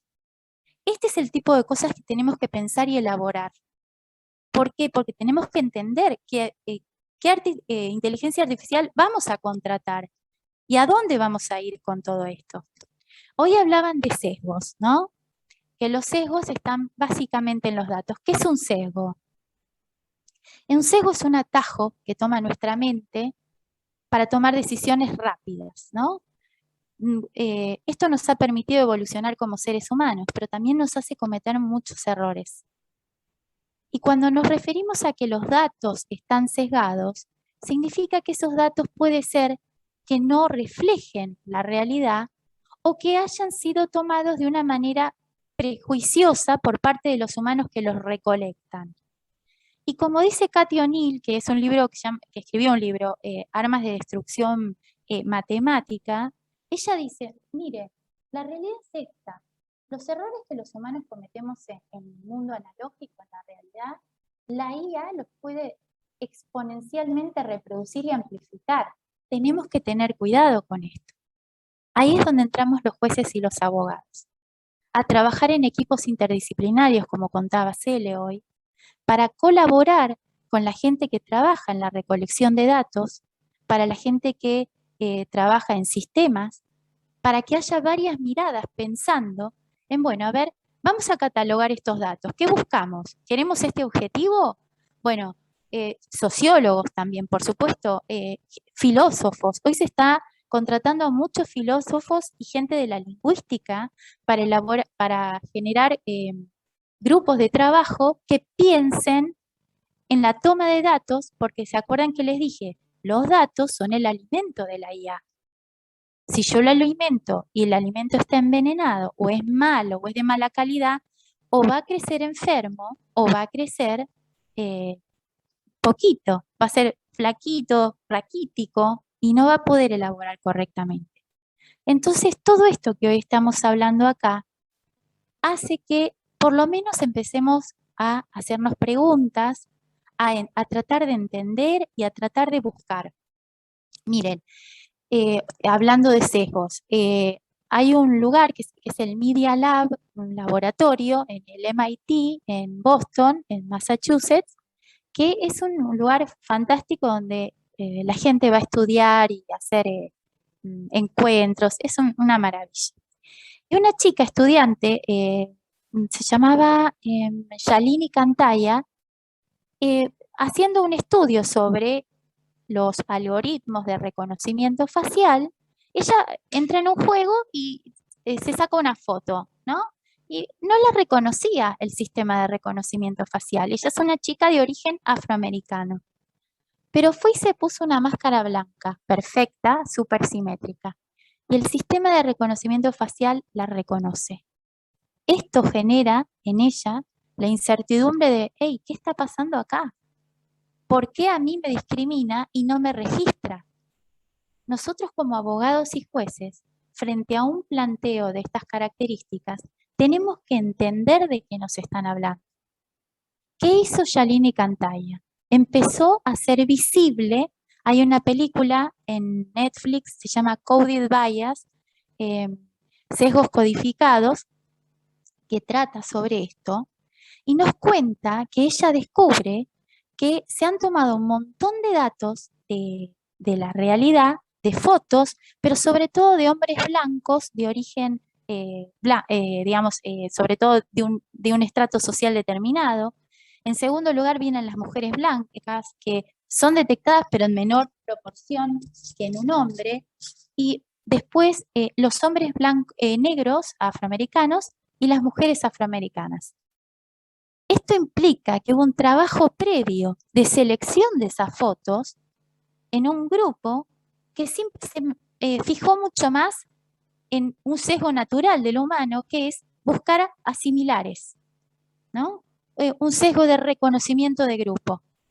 Entonces, estas tecnologías, supongamos, entra en un juzgado un reclamo de un abogado que dice, detuvieron mal a mi cliente porque le hicieron un reconocimiento facial cuando estaba caminando por la calle y vinieron 2 policías en base a un informe que les pasaron a la central y lo detuvieron.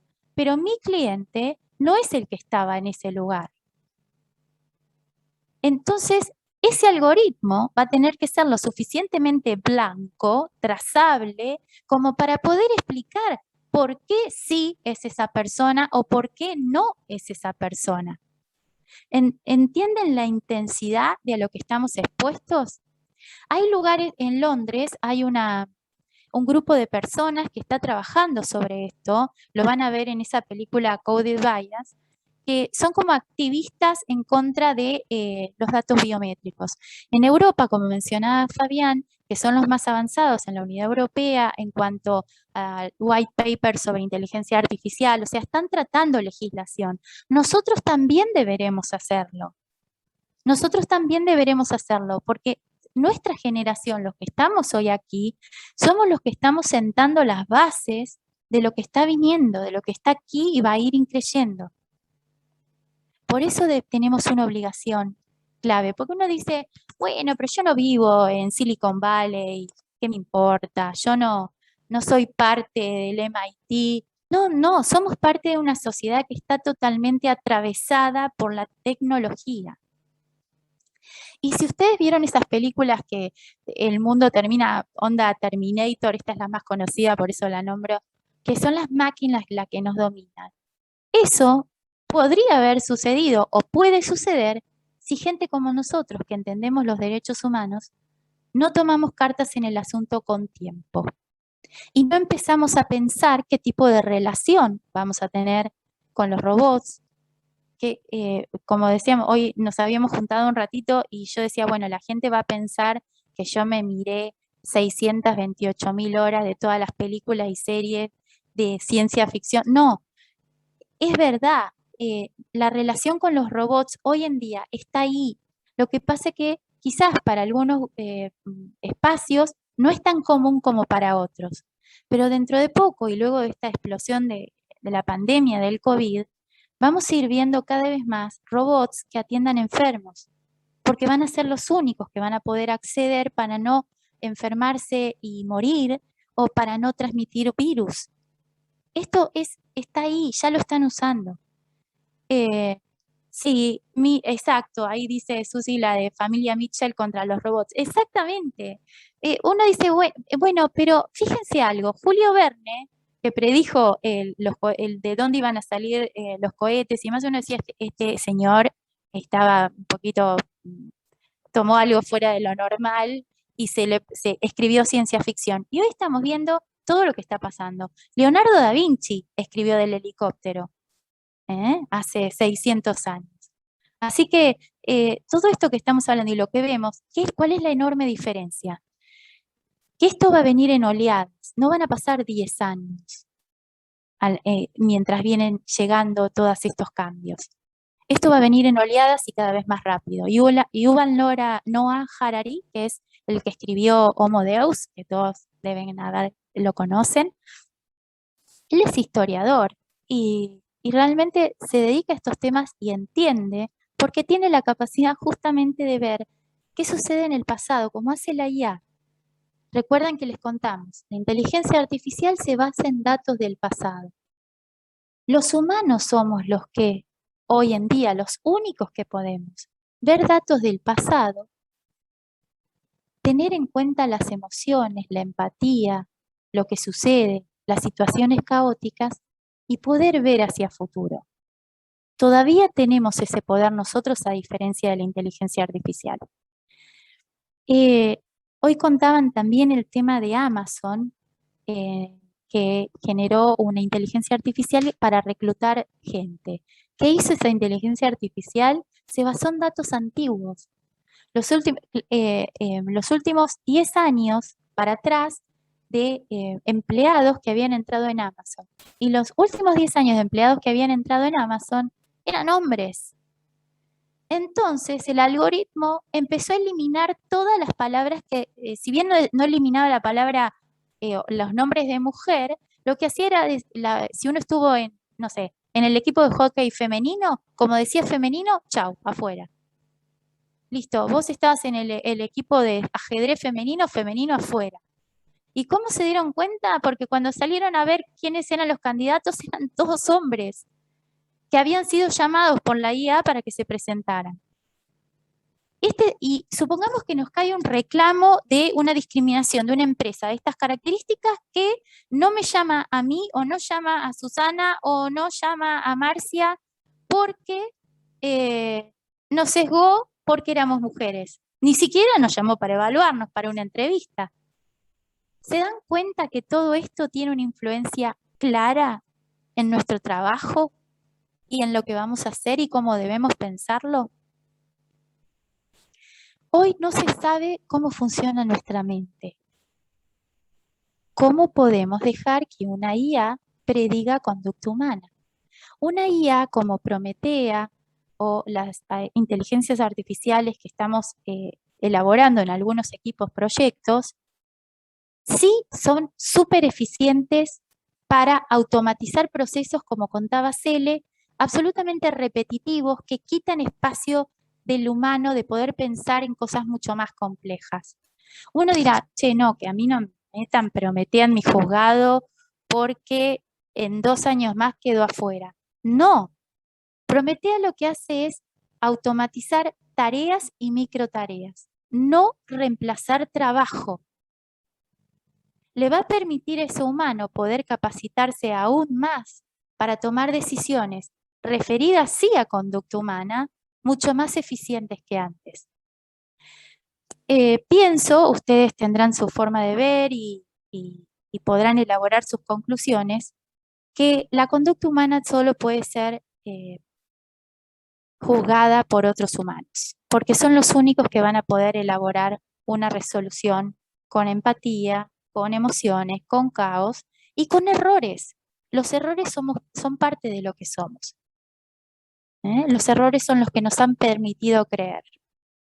Les voy a mostrar un pequeño video que está en inglés, pero es una publicidad, así que nadie va a quedar limitado, todos lo vamos a entender. Pero les pido que presten atención a cómo fluye esa familia en particular. Y después les voy a decir algunas conclusiones. Ahí les voy a compartir. Permítanme un segundito que les activo para poder hacerlo.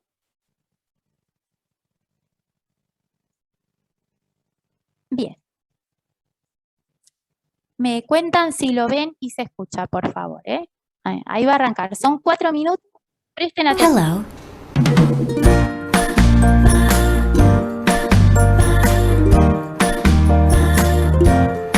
What should we have for dinner tonight? How's lasagna? Wow, that sounds wonderful. Do we have all the ingredients? checking ingredients for lasagna. We don't have cheese. Should we order? Okay, I'll order. Hi, LG! Play the music!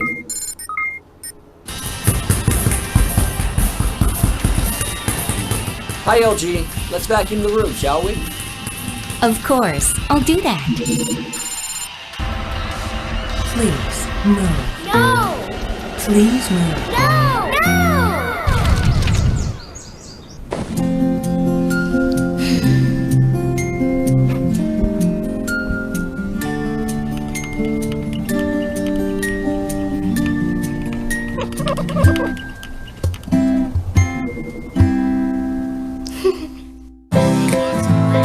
Hi, LG.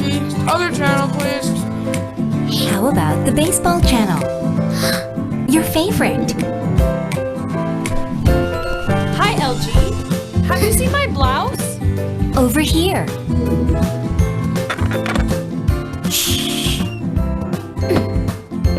Hi, LG. I'm here. Oh,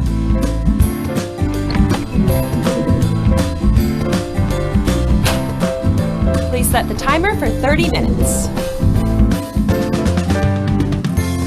Make it 1 hour. Oh, my. Ugh.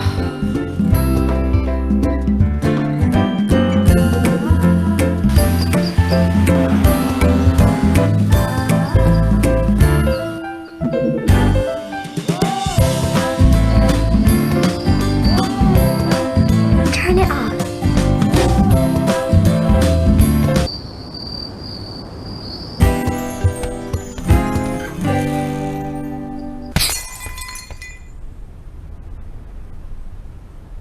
Are you okay, darling?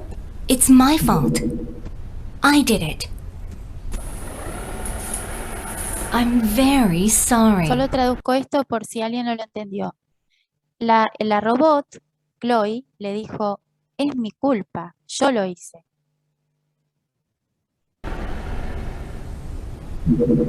I'm sorry for what I've done. Let's go, Puri Care.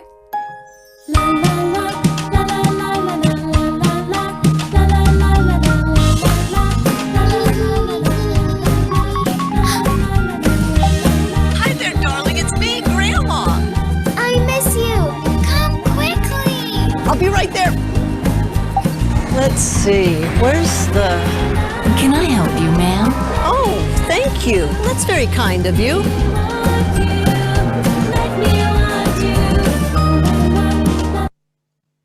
Bueno, la publicidad termina acompañando a la señora, no es de demasiada importancia, pero sí vamos a pensar en algunas cosas luego de esto.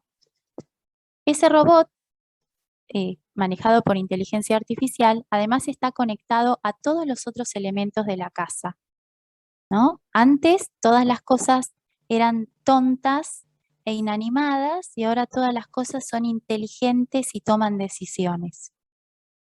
Y esto es lo que se llama IoT, Internet de las Cosas. Se los digo en inglés porque lo van a escuchar muchas veces. Internet de las Cosas implica que todos los elementos van a estar conectados y van a saber cosas de nosotros. Ahí es donde los abogados y los jueces entramos en entender y pedir información y tratar de participar en los procedimientos en equipos de trabajo, prepararnos para esto, en donde podamos decirle a la gente de sistemas y que trabaja con robótica e inteligencia artificial, bueno, pensemos en los derechos de esta gente, hasta dónde vos podés tomar todos los datos de lo que ellos viven y cuándo podés filmar o no filmar o grabar lo que hablan o enviar información a otro espacio. No se olviden que este robotito, Chloe, sabe a qué hora entran, a qué hora se apagan las luces, cuándo salen, cuántas personas son, cuál es la superficie de la casa. Es infernal el conocimiento que tiene sobre nosotros. Pero esa es una de las reflexiones, ¿no? En dónde podemos intervenir en todo esto, por eso debemos prepararnos y entender. Y la segunda, que es la que a mí más me interesa como material de estudio, es la relación, sobre todo que la niñez tenga con la robótica. Porque cuando somos pequeños, primero los humanos siempre aprendemos a través de lo que se llaman las neuronas espejo, ¿no? Las neuronas espejo son neuronas que permiten aprender de lo que otros hacen para que yo desde pequeñito pueda imitar y aprender algo y evolucionar con esto. Pero también son las neuronas que nos permiten la empatía, que nos han enseñado a ser empáticos, que nos permiten elaborar que cuando alguien está triste, muchas veces inclusive hasta yo me siento triste, uno refleja la conducta o la emoción del otro. Y si somos pequeños y estamos rodeados de robots, que además nos dicen cómo hacer las cosas y de qué manera, quizás nuestras capacidades intelectuales y nuestra forma de crecimiento se modifiquen en el tiempo. Hoy no podemos evaluar la influencia de un robot en la vida de un humano simplemente porque no ha pasado el tiempo suficiente de compartir vida. Recién lo sabremos cuando tengamos un humano de 20 años que se haya criado con un robot de estas características. Fíjense qué preocupante lo siguiente. La nenita de la publicidad, bueno, está celosa del robot, entonces le hace macanas, ¿no? Como si fuese un hermano más. El hermano no, fíjense, lo toma como un familiar. Y no solamente esto, sino que el robot, cuando la nena hace una macana y rompe algo, el robot dice, oh no, ella no lo hizo, es mi culpa. ¿Qué le estamos dejando en la mente humana de un pequeño que un robot asuma la culpa por él? Que la nena mienta a sus padres y que además no pueda aprender de sus propios errores. Ahí es donde entramos otra vez nosotros. Yo preparé un trabajo justamente referido a que tenemos que ser parte de equipos en donde se trabajen sobre normas ISO, que ya hay equipos que trabajan sobre normas ISO en IA, en inteligencia artificial, pero pura y exclusivamente dedicados a la niñez en base a la Convención Internacional de los Derechos del Niño y a toda la batalla o grupo de leyes y situaciones y derechos que representan a los menores, a los niños y a las niñas y a los adolescentes.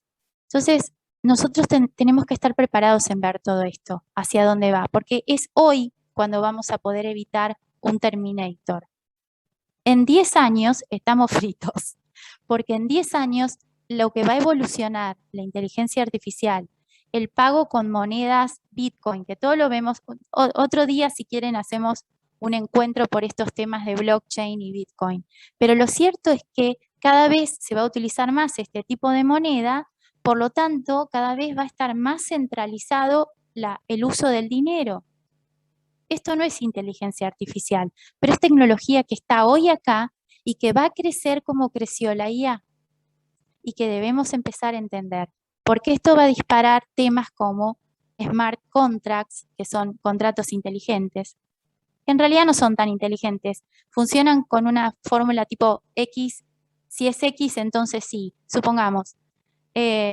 Si yo contrato un auto en un país extranjero y ese contrato con blockchain me autoriza el uso de una llave que se maneja con IA, si yo no pago, la inteligencia artificial o el blockchain, perdón, detecta el no pago en determinado tiempo y forma y me desconecta la posibilidad de utilizar esa llave. Entonces, no vamos a ver más abogados que estemos pidiendo el secuestro del vehículo, porque igual el vehículo no va a funcionar más. A nadie le va a interesar seguir teniéndolo. Y va a ser además trazable dónde está el vehículo, absolutamente posible de encontrar dónde está. Entonces, lo que nos interesaba del día de hoy, además de transmitirles de toda estas nuevas palabras, estos nuevos conceptos, es qué tan importantes somos nosotros en todo esto. Y qué tan importante es que no quedemos fuera de todo esto. Susana, yo no sé cómo estoy con los tiempos, pero creo que estoy bien. En lo que a mí respecta... Está sobre la hora, Paula. Así que... Yo bueno, terminé, yo personalmente terminé porque lo que quería era reflexionar nada más sobre estos temas, pero si alguien quiere hacer preguntas, encantada. Sí, ya yo escribí en el chat para recibir preguntas. Bueno, por escrito no hubo preguntas, más que felicitaciones y agradecimientos en cantidad a los 3 disertantes. No sé si alguno quiere formular alguna pregunta oralmente. Habilite su micrófono y diga a quién va dirigida y seguramente con mucho gusto van a responder. Y si no hay preguntas, bueno, desde ya les agradecemos a los 3, desde el Colegio de Magistrados y Funcionarios de la Provincia de La Pampa, con esta actividad que hicimos conjuntamente con el Colegio de Abogados.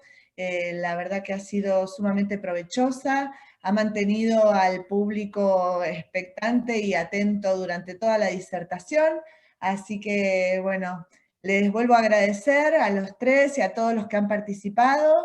Si tienen alguna cosa más que agregar, y si no, bueno, por hoy damos por finalizado, porque esto nos llama, nos deja inquietudes y seguramente expectativas de futuros encuentros. Susana, yo quería agregar algo, nada más para terminar.